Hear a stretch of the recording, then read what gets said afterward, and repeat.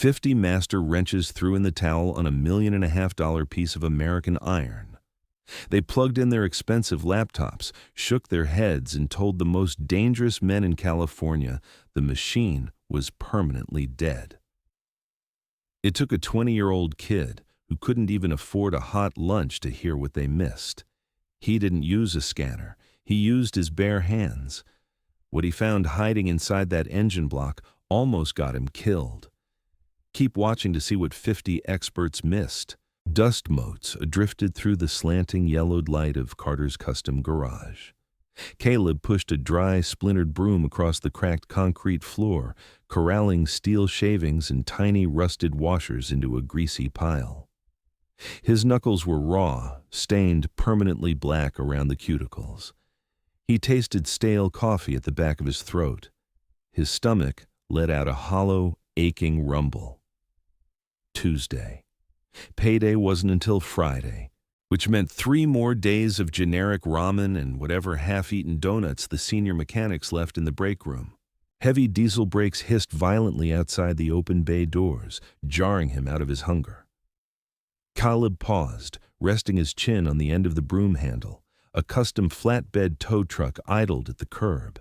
Heat waves shimmered off its black hood, distorting the dilapidated brick storefronts across the street. But it wasn't the truck that made the hair on Caleb's arms stand up. It was the escort. 4 Harley-Davidson baggers rolled in behind the flatbed, moving in a tight, synchronized formation that spoke of decades riding hub to hub. Their exhaust notes were a physical pressure in the chest, a deep, bone-rattling percussion that vibrated through the soles of Caleb's worn-out work boots. The riders wore faded denim and thick leather cuts over black hoodies. The bottom rockers on their backs read, California. The top rockers were half hidden by their broad shoulders, but Caleb didn't need to see them. Everybody in the valley knew who rode like that. Hell's Angels. Carter, the shop owner, rushed out of his glass-walled office. He was a thick, balding man who usually yelled at Caleb for breathing too loudly, but right now, Carter looked like he was about to vomit. He wiped his hands furiously on a shop rag, his face pale beneath the grime. "Open the big door," Carter snapped at Caleb, his voice tight. "Move the lifts. Clear the center bay. Now, kid." Caleb dropped the broom. It clattered against a tool chest.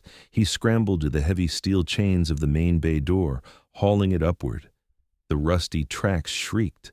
The flatbed backed in slowly. On the bed sat a machine that defied logic. Caleb knew bikes. He spent his nights reading ancient service manuals and tearing down salvaged engines in his cramped apartment living room. But he had never seen anything like this. It was long, raked out, and painted a cherry red so deep it looked like coagulated blood in the shadows. The frame wasn't tubular steel. It was milled from solid blocks of aerospace-grade titanium, polished to a dull, aggressive gunmetal sheen. The engine was a monstrous supercharged V-twin. The fins on the cylinder heads were razor-thin, custom machined. It smelled of rich, unburned fuel, hot metal, and something older, like a museum artifact dragged into the sunlight. Word on the street was this was the Widowmaker, a legendary build commissioned by a billionaire cartel boss in the 90s, seized by the feds, and recently acquired at a private underground auction. Price tag, $1.5 million. A massive man stepped off the lead bagger.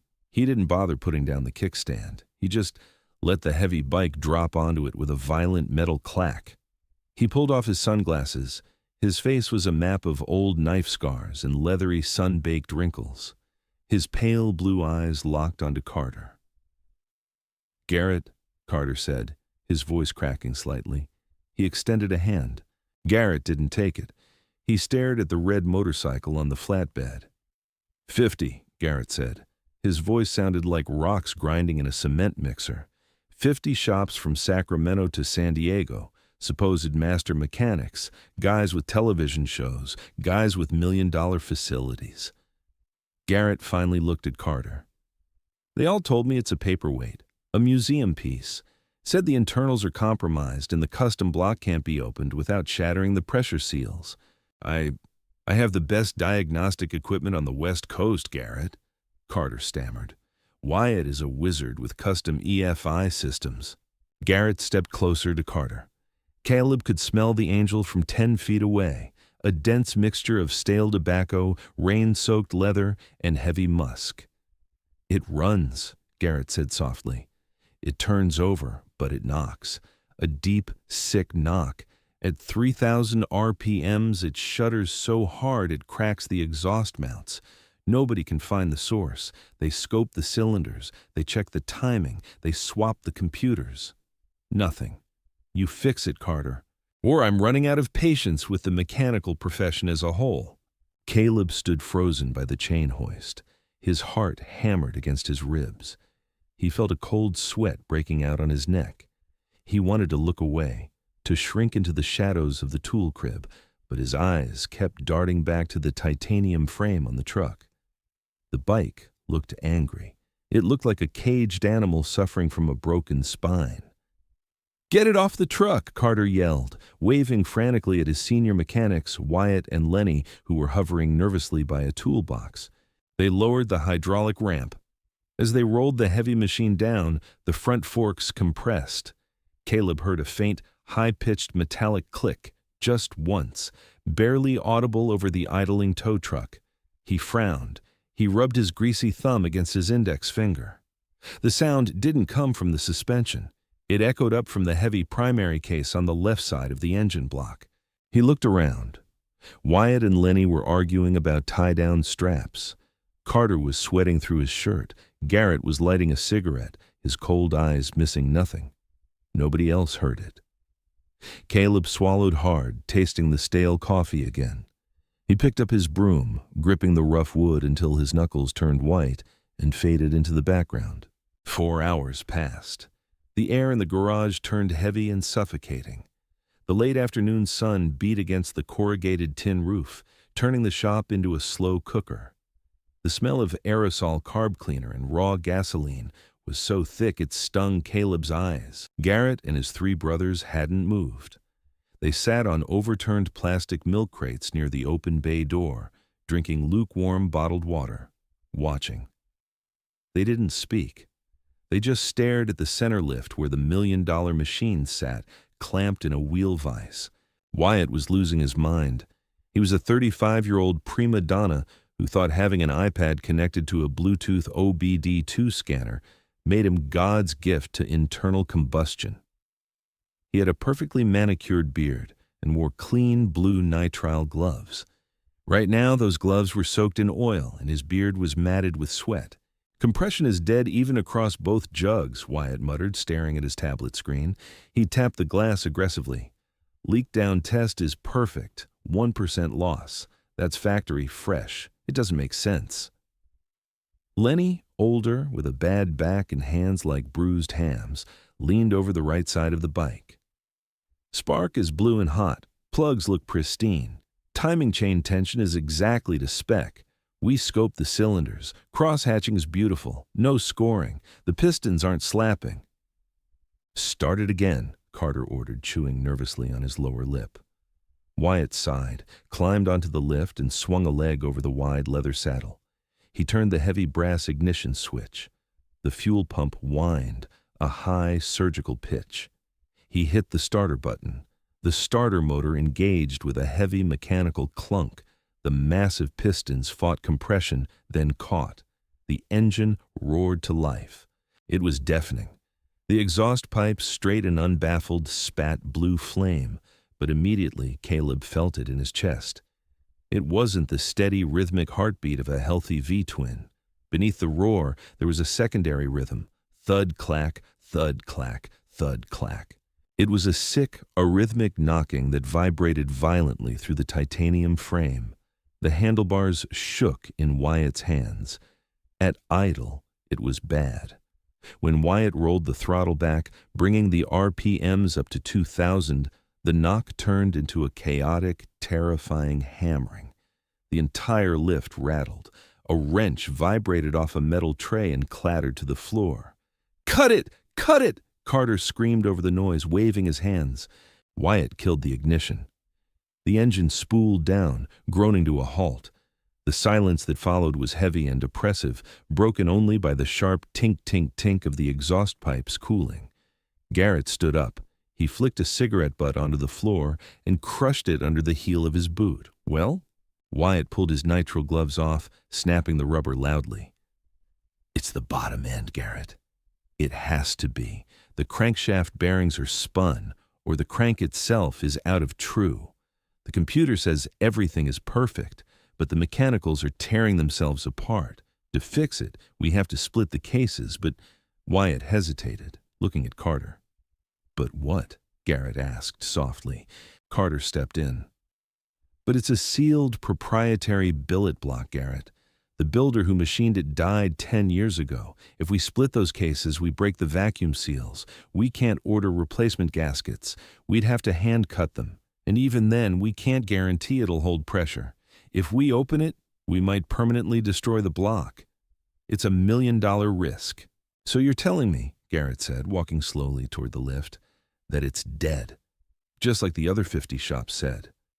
"We can't fix what we can't open safely," Wyatt said defensively. "Nobody can." Caleb was standing by the parts washer in the corner, his hands submerged in cold solvent, scrubbing a dirty sprocket. His heart was racing. The smell of the solvent made him dizzy, but his mind was brutally sharp. He had been listening. Not to the exhaust, not to the computer readings, but to the engine itself. He closed his eyes. He replayed the sound in his head. Thud, clack, thud, clack. Crank bearings don't clack. They rumble. They produce a deep, hollow thud that gets worse with heat. This sound was sharp.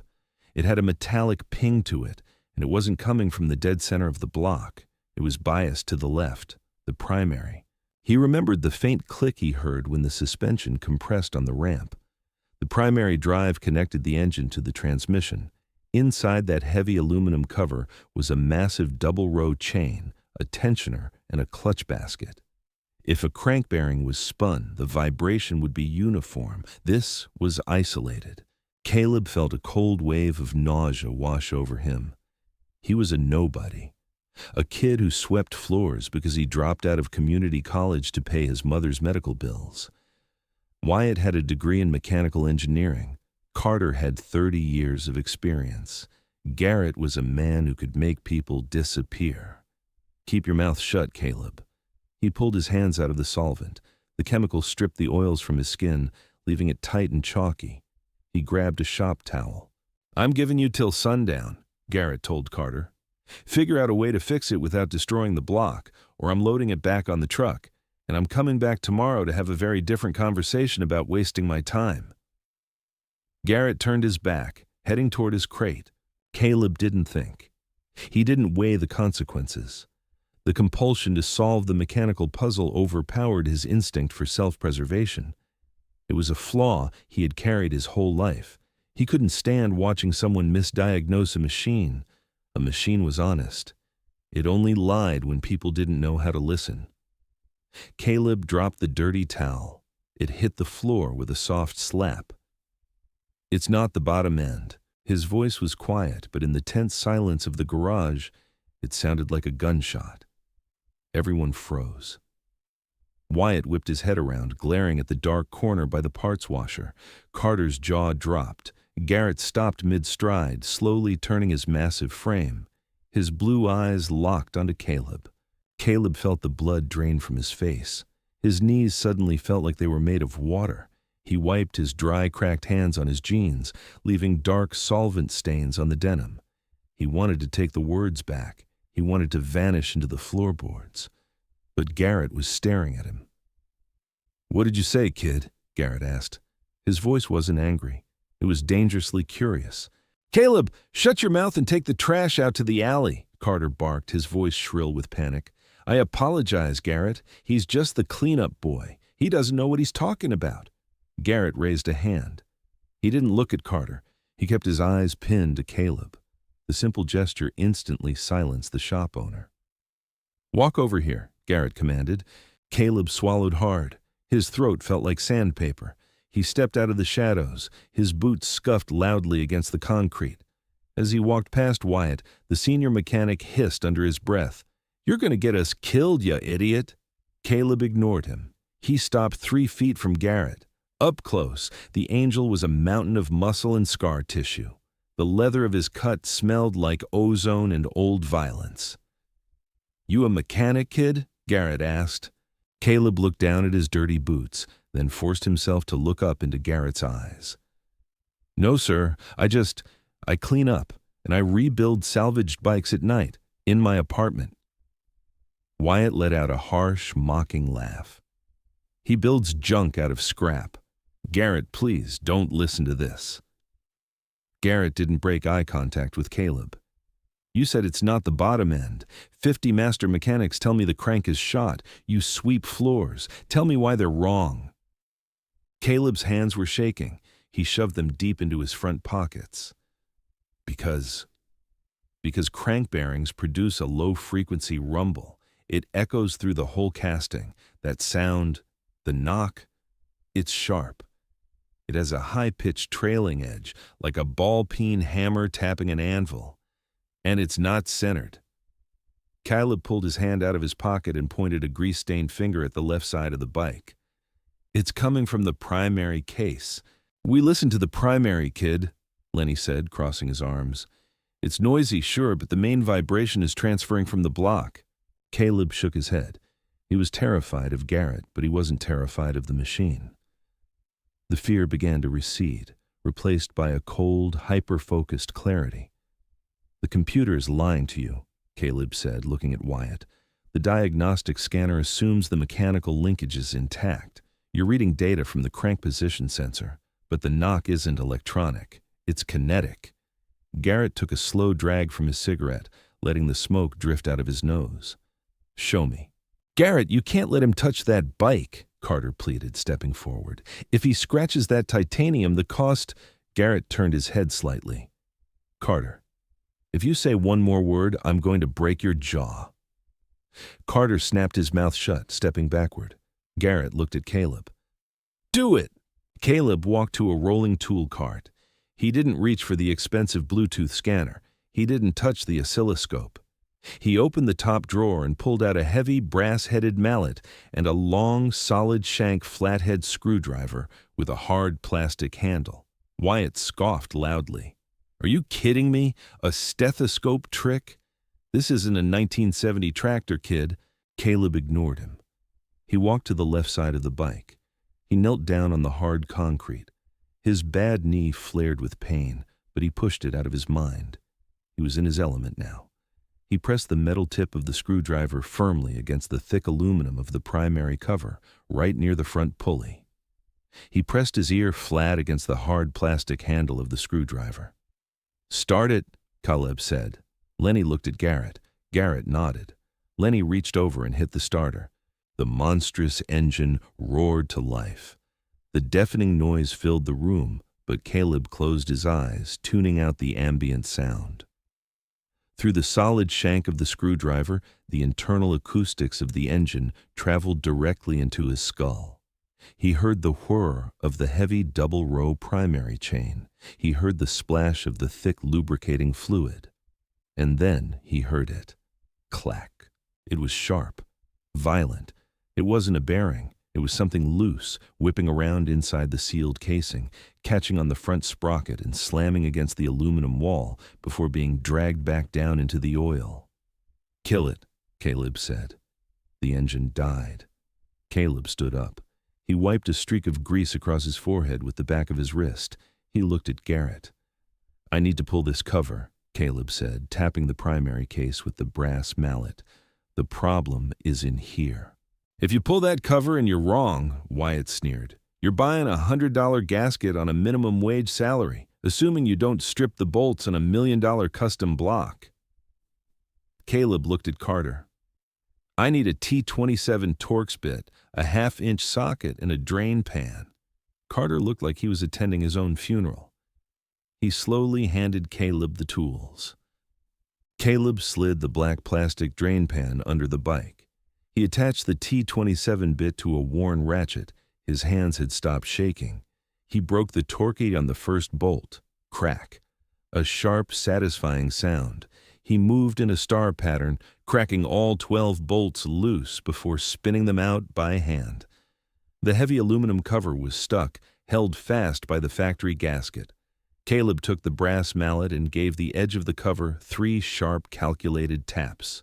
Thwack, thwack, thwack. The seal broke. Thick, pungent primary fluid poured out, splashing heavily into the drain pan.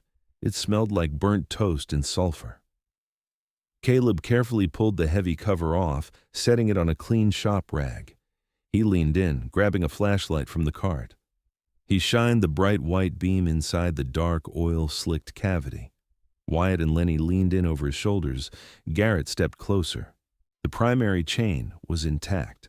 The tensioner shoe showed minimal wear. The clutch basket looked perfect. "See?" Wyatt said, his voice dripping with vindication. "Nothing. Clean as a whistle. You just wasted our time and ruined a factory seal." Caleb didn't answer. He kept the flashlight steady. He reached his bare, oil-stained hand deep into the dark cavity, sliding his fingers behind the heavy front compensator sprocket, a place nobody could see without completely disassembling the drivetrain. He felt the cold steel of the engine block. He felt the thick oil. And then his fingertips brushed against something that shouldn't be there, something jagged, something hard. Caleb hooked his index finger around it and pulled. It was wedged tight between the back of the sprocket and the inner primary wall. He gritted his teeth, scraping his knuckles against the sharp gear teeth, and yanked hard. With a wet suction sound, the object popped free. Caleb slowly pulled his hand out of the dark cavity. The heavy oil dripped off his fingers, splashing quietly into the drain pan. He held his hand open under the bright fluorescent shop lights. Wyatt stopped breathing. Carter let out a strangled gasp. Garrett took one step forward, his eyes widening. Resting in the center of Caleb's grease-stained palm was a piece of metal. But it wasn't a broken engine part. It wasn't a sheared bolt or a shattered bearing. It was a perfectly intact, heavily deformed 9mm bullet. Fluorescent lights hummed a harsh electric buzz overhead. The heavy slug sat in the center of Caleb's palm, slick with dark primary fluid. It felt unnaturally heavy. It wasn't perfectly round anymore. The copper jacket was peeled back like a metallic flower, the lead core flattened on one side from violently kissing the hardened steel of the compensator sprocket. Garrett reached out. His thick, calloused fingers pinched the bullet carefully, lifting it from Caleb's hand. He held it up to the light. The oil dripped from the copper jacket, splashing softly onto the concrete. 9mm, Garrett rasped. He rolled it between his thumb and forefinger. Federal Hydra shock, expanding hollow point. Carter let out a sound that was half gasp, half whimper. That's impossible. We didn't do that. The bike came in like that, Garrett. I swear to God." "Shut up, Carter," Garrett said, his voice dropping an octave. He didn't look away from the deformed piece of lead. Wyatt stepped forward, his face flushed red beneath his manicured beard. He desperately needed to regain control of the room. "It's a prank, or a fluke. It must have fallen into the primary case when the original builder was assembling it, or somebody dropped it down the inspection cover." Caleb wiped his greasy hands on a blue shop towel. His chest felt tight. He wanted to walk away, to go back to sweeping the metallic dust into piles, but the machine had a hold on him now. He looked at the heavy aluminum cover sitting on the rag. "It didn't fall in," Caleb said quietly. Wyatt turned on him, his eyes venomous. "You're a floor sweeper, kid. You got lucky finding a piece of debris. Don't push it." Caleb pointed a trembling finger at the outer primary cover. "Look at the inside of the casing. There are fresh gouge marks in the aluminum, deep ones. The bullet has been bouncing around in there, but only recently. If it had been in there for 10 years, the oil would have broken down the lead and the gear teeth would have ground it to fine powder. The fluid I just drained is dirty, but it isn't full of lead shavings." Garrett slowly lowered his hand, slipping the bullet into the breast pocket of his leather cut. "So, how did it get in there, kid?" Caleb swallowed. His throat was painfully dry. He forced himself to look at the massive V-twin engine. "That's the problem. It's a sealed unit. There's no bullet hole in the outer cover. Nothing pierced the aluminum from the outside. Which means, Garrett prompted. It came from inside, Caleb muttered, stepping closer to the titanium frame.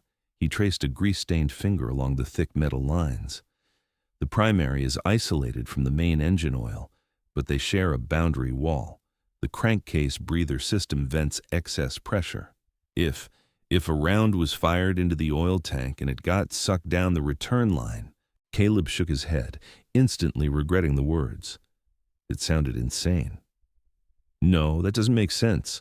A bullet can't navigate a 90-degree oil line fitting. Garrett's eyes narrowed. He looked at the bike, then at the three men standing in front of him. He pointed a thick, scarred finger at Carter. You. Then at Wyatt. And you. Get out of my sight. Carter blinked, his mouth opening and closing like a suffocating fish. Garrett, my shop, is now mine until this is fixed, Garrett said softly. The threat in his voice wasn't elevated. It was an absolute crushing weight. You two are going to walk into that glass office. You're going to sit down. You're not going to make a phone call. If you touch a tool, I will break your fingers. The kid stays. Wyatt looked like he wanted to argue, but Lenny, the older, wiser mechanic, grabbed Wyatt by the back of his shirt and physically dragged him toward the office. Carter followed, his shoulders slumped, his face ash-white. Caleb stood frozen. He was alone in the main bay with 4 members of the Hells Angels and a $1 million motorcycle that defied the laws of physics. His knees began to shake. A cold sweat broke out across his collarbones, soaking into his cheap cotton t-shirt. Garrett pulled a wooden stool over to the lift and sat down. The leather of his cut creaked heavily. He pulled a fresh pack of cigarettes from his pocket. You got a name, kid? Caleb, he whispered. Well, Caleb, Garrett said, lighting his cigarette, you have until sunrise to figure out how a 9mm bullet traveled through solid titanium. Start turning wrenches. Fear is a physical thing. Caleb felt it sitting heavy in his gut, a cold, knotted stone that made it hard to draw a full breath. The shop was dead silent, save for the rhythmic metallic ticking of the cooling engine and the soft rustle of the angels shifting their weight near the bay doors. He needed to throw up. I need to use the restroom, Caleb stammered, pointing a thumb toward a peeling wooden door at the back of the shop. Garrett simply nodded, exhaling a thin stream of gray smoke. Caleb walked quickly. He pushed the door open and locked it behind him. The bathroom smelled violently of industrial bleach and old urine. He gripped the edges of the cracked porcelain sink, his knuckles turning white. He stared at his reflection in the water-spotted mirror. He looked pale, hollow-eyed, and ridiculously young. His stomach convulsed. He leaned over the toilet and dry heaved, a painful, tearing sensation in his throat. He spat a mouthful of bitter, generic ramen into the bowl and flushed it away. You are an idiot, he told himself, splashing freezing tap water on his face. You should have stayed in the corner. You should have kept sweeping. But as the icy water dripped from his chin, the fear began to calcify into something else. Desperation. He couldn't undo what he had started. The only way out of this garage was straight through the engine block. He dried his face with a rough paper towel. The harsh texture grounded him. He took a deep, shuddering breath, unlocked the door, and walked back into the bay. The bike sat waiting. The gaping hole of the open primary case looked like a black wound in the side of the machine. Caleb grabbed a heavy, red-handled breaker bar from the tool cart. He needed to pull the compensator sprocket and the clutch basket to get to the inner primary housing. Only by removing that wall of metal could he see the boundary between the transmission and the crankcase. He fit a massive socket over the main shaft nut. It was locked down with red thread locker, torqued to over 150 foot-pounds. Caleb threw his weight against the breaker bar. It didn't budge. He pushed harder, his worn boots slipping slightly on the slick concrete. Nothing. Need a hand? A rough voice asked. Caleb looked up. One of Garrett's brothers, a man with a thick braided beard and a spiderweb tattooed across his throat, was standing over him. No, Caleb said, his voice surprisingly steady. I need heat. He walked to the welding tanks in the corner and wheeled over the oxyacetylene torch. He sparked the striker. A bright, sharp blue flame hissed to life. The smell of burning gas cut through the scent of old oil. Caleb knelt beside the bike. He directed the blue cone of flame directly under the heavy steel nut. He didn't want to melt the metal, just bake the chemical locking compound inside the threads. Within seconds, a thin wisp of acrid white smoke curled up from the bolt. It smelled sweet and deeply toxic. He killed the torch. He grabbed the breaker bar again, bracing his bad knee against the bottom rail of the lift. He gritted his teeth and pulled. Crack! The nut broke free with a sound like a small caliber gunshot. Caleb exhaled sharply, spinning the nut off by hand. The threads were coated in a white, chalky residue, the cooked remains of the Loctite. For the next 2 hours, Caleb was lost in the brutal physical rhythm of the teardown. He was no longer a terrified kid. He was a mechanic, deep in the trenches of a failing machine.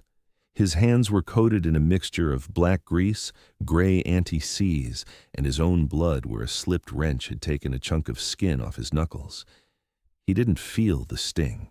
He pulled the heavy primary chain. He removed the clutch hub, the steel plates clattering loudly as he stacked them on a clean rag. Finally, he unbolted the inner primary housing. It was a massive piece of cast aluminum. He wedged a flathead screwdriver behind it, prying it gently to break the factory seal. With a wet sucking sound, the housing came loose. Caleb hauled it off and set it on the floor. He leaned in with his flashlight, shining the beam at the exposed side of the engine block. This was the wall that separated the primary drive from the spinning crankshaft. He wiped away a thick layer of oil sludge with his thumb. There it was, just behind where the compensator sprocket had been, sitting flush against the titanium engine case, was a small, circular blowout. The metal hadn't been punctured from the outside. The jagged edges of the hole pointed outward, toward Caleb. The bullet had been fired from inside the engine. Garrett was suddenly standing right behind Caleb. Caleb could feel the heat radiating off the massive man. You see that? Caleb pointed, his hand shaking again. The titanium is ruptured. The bullet blew through the crankcase wall from the inside and landed in the primary gears. Garrett stared at the jagged hole. How does a bullet get inside a sealed crankcase, Caleb? It shouldn't be able to, Caleb muttered, his mind racing. He wiped his face, leaving a streak of grease across his cheekbone. Unless it didn't start in the crankcase. Caleb grabbed his flashlight and rolled underneath the lift on a plastic creeper. The underside of the titanium frame was smooth, aerodynamically milled. But towards the back, beneath the transmission, sat the oil pan. In a standard Harley, the oil tank was separate, but on this custom billion-dollar build, the oil reservoir was integrated directly into the hollow cavities of the titanium frame to lower the center of gravity. Caleb traced the thick braided steel oil lines running from the bottom of the engine block to the rear sump. The oil return line, Caleb whispered to himself. He rolled out from under the bike and stood up. He looked at Garrett. If a bullet punctured the frame's oil reservoir, the oil pump would suck it up. The pressure would force it through the return gallery. But a bullet's too big. It would jam. So why didn't it? Garrett asked. Because it wasn't a whole bullet yet, Caleb said, his brain finally snapping the pieces together. The bullet shattered something inside the oil tank, a baffle, a piece of internal metal. The fragment jammed the pressure relief valve deep inside the block. With the valve stuck closed, the oil pressure inside the crankcase spiked. It built up hundreds of pounds of pressure until something had to give. The weakest point was the thin cast wall between the crankcase and the primary. The pressure built up, caught the bullet sitting in the gallery, and blew it through the wall like a shotgun slug. Garrett fell silent. The logic was sound. The mechanical forensics painted a clear picture. Then we have a bigger problem, Garrett said softly. Where's the hole in the frame? Caleb grabbed a clean rag and a bottle of aggressive aerosol degreaser. He moved to the back of the bike, kneeling beside the rear wheel. The cherry red paint of the frame was immaculate, catching the harsh shop lights in a deep, wet gloss. He started spraying the degreaser onto the thick tubular sections of the frame that acted as the oil reservoir, wiping away years of road grime and chain wax. He worked his way down, inch by inch, feeling the metal with his bare fingertips. Titanium is uniquely smooth. It doesn't pit or rust like steel. His fingers slid over the underside of the right side frame rail. He stopped. He felt a slight depression, an imperfection in the otherwise flawless surface. Caleb shifted his position, aiming the flashlight directly at the spot. Beneath a thick layer of touch-up paint and a clear coat that perfectly matched the cherry red finish, there was a patch. It was the size of a dime, blended with expert precision. You couldn't see it standing over the bike. You could only feel it if you were looking for it. "Here," Caleb said. Garrett crouched beside him. The leather of his cut scraped against the concrete. "Somebody drilled it?" Garrett asked, tracing the patch with his scarred thumb. "No," Caleb said. He picked up a sharp metal scribe from his cart. He didn't ask for permission this time. He scraped the sharp tungsten tip against the perfect paint. The cherry red flaked away, revealing a dull, grayish compound underneath. "It's J.B. Weld, high-heat steel epoxy. Somebody shot this bike. The bullet hit the frame, punched through the titanium, and sank into the oil reservoir. Whoever fixed it didn't take the bike apart. They just plugged the bullet hole with epoxy, sanded it flush, and painted over it." Garrett stood up slowly. His face was a mask of cold fury. The feds, when they raided the cartel compound, they must have caught the bike in the crossfire. They patched the cosmetic damage before sending it to the auction house, but they never knew the slug was swimming in the oil tank. Caleb nodded. The slug sat in the bottom of the oil pan for years while the bike sat in impound. But when you bought it, when you started riding it hard, the vibration and the flow of the hot oil finally picked it up. It got sucked into the return line, jammed the pressure valve, and blew through the crankcase wall. Caleb felt a sudden wave of exhaustion wash over him. The mystery was solved. The impossible was explained. It was just fluid dynamics and bad luck. He had proven 50 master mechanics wrong. He looked at Garrett, expecting a nod of approval, maybe a promise of payment. Instead, Garrett pulled a heavy matte black Glock 19 from the waistband of his jeans. Caleb's heart stopped. The metallic clack of Garrett racking the slide echoed off the tin roof like a thunderclap. Caleb stumbled backward, tripping over the air hose. He hit the concrete hard, scraping his palms. "Wait! I solved it! I told you what happened!" Garrett didn't aim the gun at Caleb. He held it down at his side, his eyes fixed dead on the patched hole in the frame. "You solved half of it, kid." Garrett looked down at Caleb. "Titanium is stronger than steel. It's used in fighter jets and ballistic armor. A standard 9mm hollow point fired from a handgun cannot pierce an aerospace-grade titanium tube. It would flatten against the paint. It would scratch the clear coat. It would not punch a hole clean through to the oil reservoir." Caleb froze. The cold reality of physics slammed into him again. Garrett was right. The frame was over a quarter-inch thick. A handgun bullet couldn't breach it. "Unless," Caleb whispered, his eyes widening. "Unless it isn't titanium," Garrett finished. Garrett stepped over to the bike. He raised the heavy brass mallet Caleb had used earlier. With a brutal, violently fast swing, Garrett smashed the brass head directly into the side of the cherry red frame, inches away from the epoxy patch. Crunch! It wasn't a metallic ring. It was a dull, heavy thud. The paint shattered like glass, but beneath the red flake there was no gray aerospace metal. Garrett hit it again, harder. The metal deformed, bending inward with a soft, pliable resistance. Caleb stared at the damage, his jaw slack. The metal beneath the paint was yellow, a dull, heavy, unmistakable yellow. The feds seized a motorcycle, Garrett said softly, tracing the exposed yellow gouge with his thumb.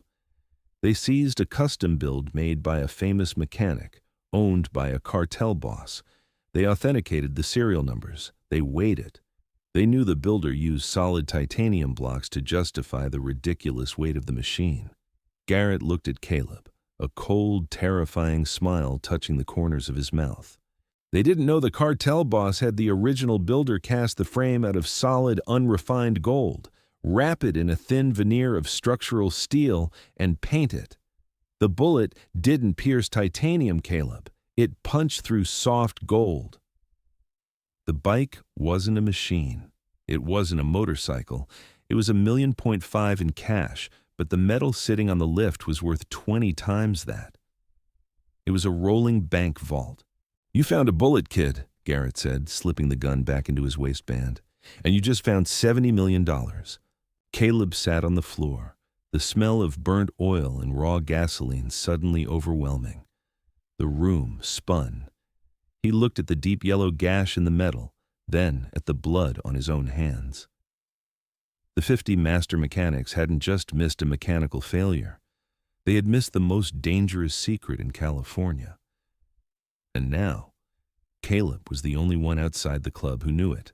Concrete dust dug into Caleb's palms as he pushed himself backward away from the lift.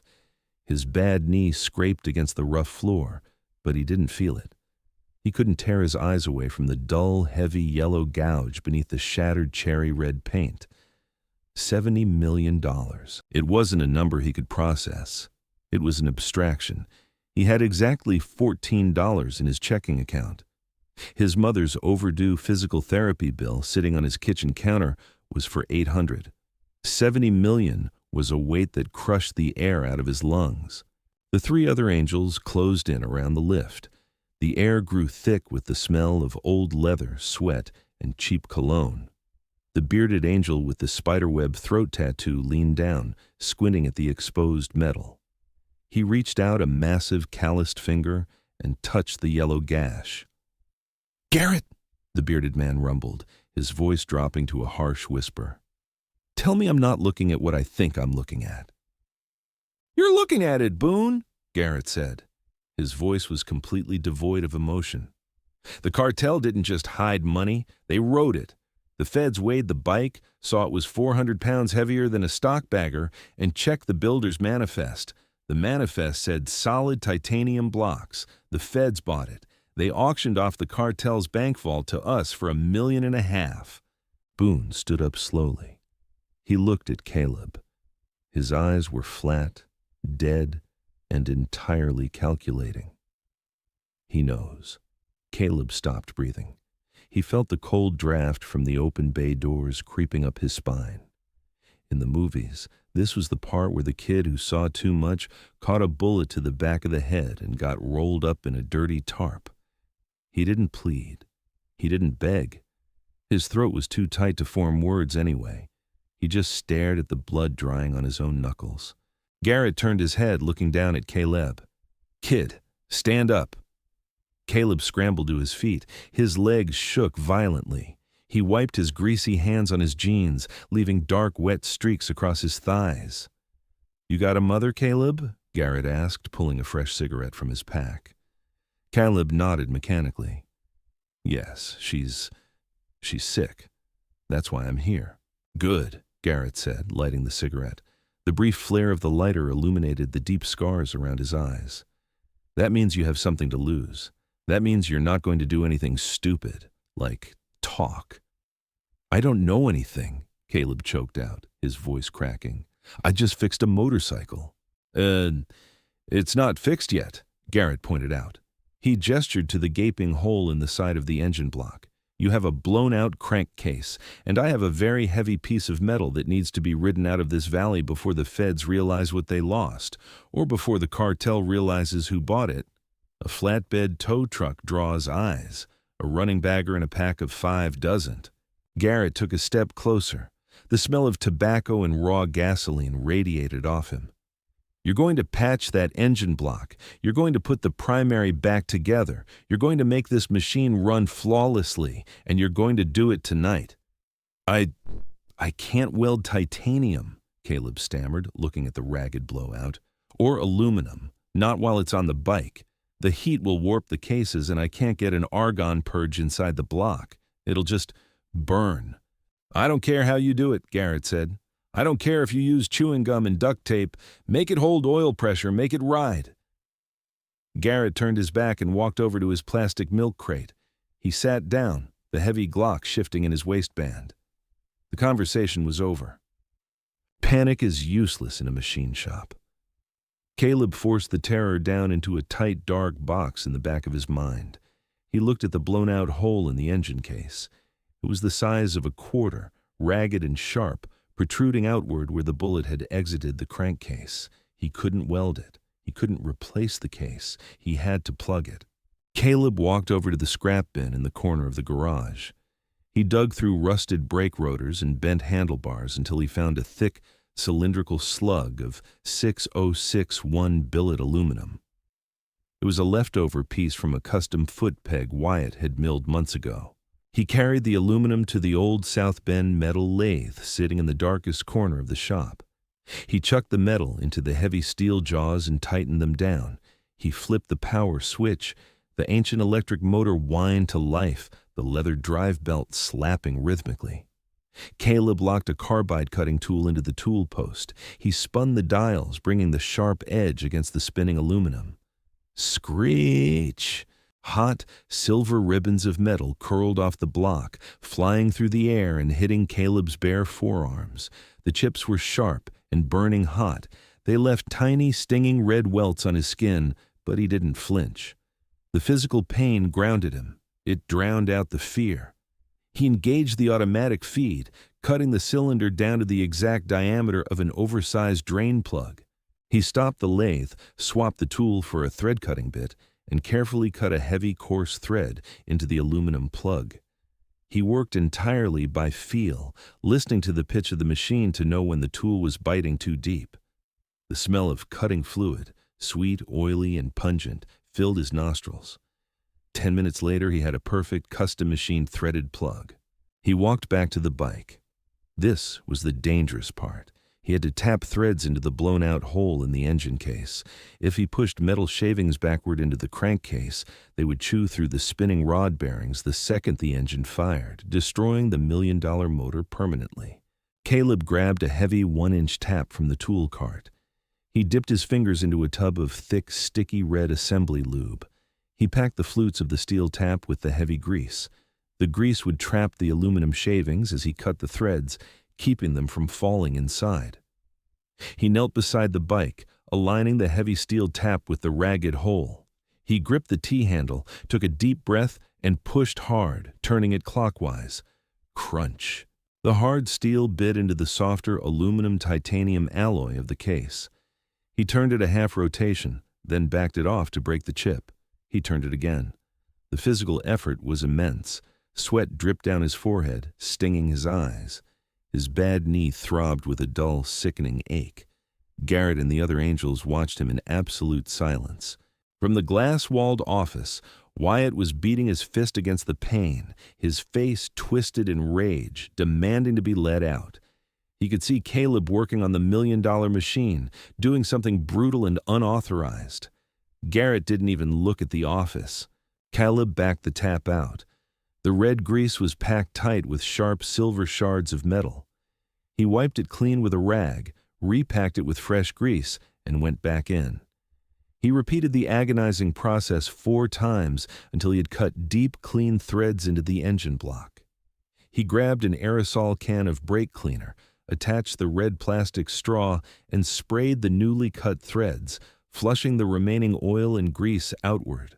He took his custom-machined aluminum plug. He coated the threads heavily in high-temperature, oil-resistant JB Weld, an industrial structural epoxy that dried harder than steel. He threaded the plug into the hole by hand. It bit perfectly. He attached a heavy socket to his ratchet and drove the plug home. He tightened it until the veins in his forearm stood out, torquing it down until the epoxy squeezed out the edges. It was an ugly, brutal, asymmetrical scar on a perfect machine, a butcher's surgery. but it would hold pressure. Now the primary, Caleb muttered to himself. He grabbed his rags and began cleaning the mating surfaces of the inner primary housing. He scraped away the remnants of the old factory gasket with a razor blade. He didn't have a replacement gasket. Nobody did. It was a custom block. He grabbed a tube of black RTV silicone sealant. He squeezed a thick continuous bead around the perimeter of the aluminum housing, creating a messy but effective liquid gasket.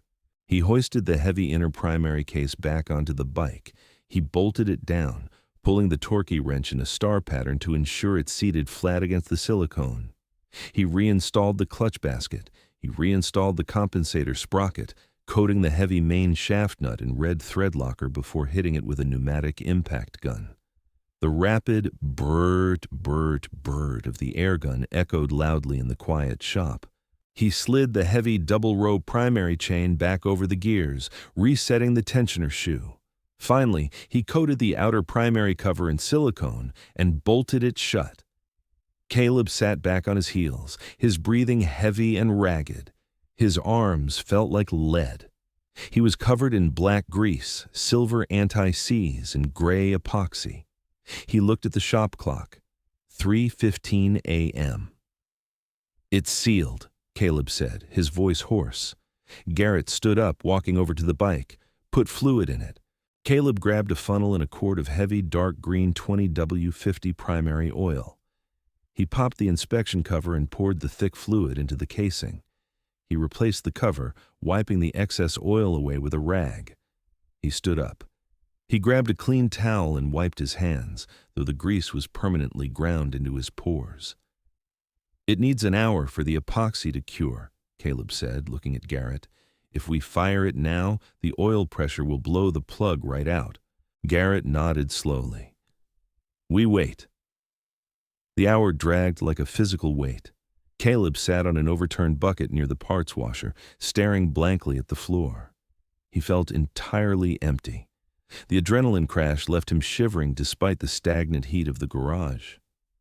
In the office, Carter had his head in his hands. Wyatt was pacing like a caged animal. At 4:20 a.m., Garrett checked his heavy silver wristwatch. He looked at Caleb. "Start it." Caleb stood up. His knee popped loudly in the quiet room. He walked over to the red bagger. He didn't climb onto the saddle. He reached over the wide leather seat, turning the heavy brass ignition switch to the on position. The fuel pump whined, priming the throttle body. The red digital dash flickered to life. Caleb looked at the patched crankcase wall, then at Garrett. He pressed his thumb against the starter button. The starter motor clunked heavily. The massive V-twin fought the compression stroke, hesitated for a microsecond, and then fired. Boom, rumble, rumble, rumble. Flames spat from the unbaffled exhaust pipes. The sound was deafening, a percussive shock wave that rattled the tools in the metal trays. But beneath the violent roar of the exhaust, there was nothing else. No sharp metallic clack. No sick arrhythmic knocking. Just the heavy, perfectly balanced, symmetrical heartbeat of American iron. The primary chain whirred smoothly inside its casing. The titanium frame vibrated with pure kinetic energy. Caleb knelt down, holding a flashlight against the patched aluminum plug. He watched it for a full minute as the engine heat climbed. The block got hot. The oil pressure spiked. No leaks. The patch held dry and tight. Caleb stood up and backed away from the lift. He looked at Garrett and nodded. Garrett didn't smile. He just reached over and killed the ignition. The heavy silence rushed back into the room. "Boone," Garrett said, "get Carter and Wyatt out here." Boone walked to the glass office, unlocked the door, and shoved it open. Carter and Wyatt spilled out, both looking exhausted and terrified. They hurried over to the lift. It sounds perfect," Wyatt stammered, staring at the bike. He looked at Caleb with a mixture of hatred and total disbelief. "How? What did you do?" "Compensator sprocket bolt was backing out," Caleb lied, his voice flat and dead. "It was catching the inner primary wall. I retorqued it, red lock tight. Wyatt's face twisted in disgust. A loose bolt. 50 shops tore their hair out, and it was a loose bolt. He looked at Garrett. I would have found it if he hadn't jumped in. Garrett ignored Wyatt entirely. He reached his hand into the deep pocket of his leather cut. He pulled out a thick, heavy band of cash. It was wrapped in rubber bands, the edges of the $100 bills worn and dirty. It was street money. Garrett walked over to Caleb. He didn't hand the money to him. He grabbed Caleb's grease-stained hand, turned it palm up, and slapped the heavy stack of bills into it. For the loose bolt, Garrett said softly. Carter gasped. Garrett, the shop rate. Garrett turned his head, his cold blue eyes locking onto the shop owner. The shop rate is 0, Carter. Your master mechanic couldn't find a loose bolt with a $1,000 computer. The kid fixed it with a piece of scrap metal and a screwdriver. The kid gets paid. Carter swallowed his words, shrinking backward. Garrett looked back at Caleb. Take care of your mother, kid. And if you ever decide you're tired of sweeping floors for idiots, you know where to find us. Garrett didn't wait for an answer. He threw his leg over the wide leather saddle of the cherry-red bagger. The suspension compressed heavily. He hit the starter. The engine roared. Boone and the others fired their bikes. The combined exhaust notes shook the dust from the rafters. Garrett kicked the red bike into gear with a heavy mechanical clunk and rolled it slowly down the ramp, off the lift, and out into the cool, dark alley. The others followed, their red taillights bleeding into the pre-dawn fog until they vanished. The garage was quiet again. The smell of exhaust hung heavy in the air. Wyatt stared at Caleb, glaring at the stack of money in the kid's hand. You got lucky, you little piece of trash, Wyatt spat. He turned and stormed toward the locker room. Carter just shook his head, running a hand over his bald scalp, and walked back into his glass office, shutting the door. Caleb stood alone in the center bay. He looked down at the money in his hand. It was easily $10,000, enough to pay off his mother's debts, enough to fix his own broken-down car, enough to eat something other than ramen. But it felt heavy. It felt dirty. He slipped the cold cash into his front pocket. He looked at the floor. The concrete was covered in silver aluminum shavings, black grease, and a few drops of his own dried blood. The mess he had made, keeping a $70 million secret. Caleb reached out. His knuckles ached, the cuticles stained permanently black. He grabbed the rough, splintered handle of the dry broom. He leaned into it, pushing the bristles across the cracked concrete, gathering the metal shards into a pile as the first pale light of morning broke over the valley. Caleb kept his head down, dragging the bristled broom across the cracked concrete. Surviving often means knowing exactly which secrets to bury under a pile of dirty metal shavings. He had 10 grand burning a hole in his pocket and a $70 million ghost story he could never tell a living soul. Machines never lie. The men who ride them always do. If you felt the grease, grit, and tension in this story, hit that like button and subscribe to the channel right now. Share this video with anyone who respects raw mechanical survival. Drop a comment below. Would you have kept your mouth shut?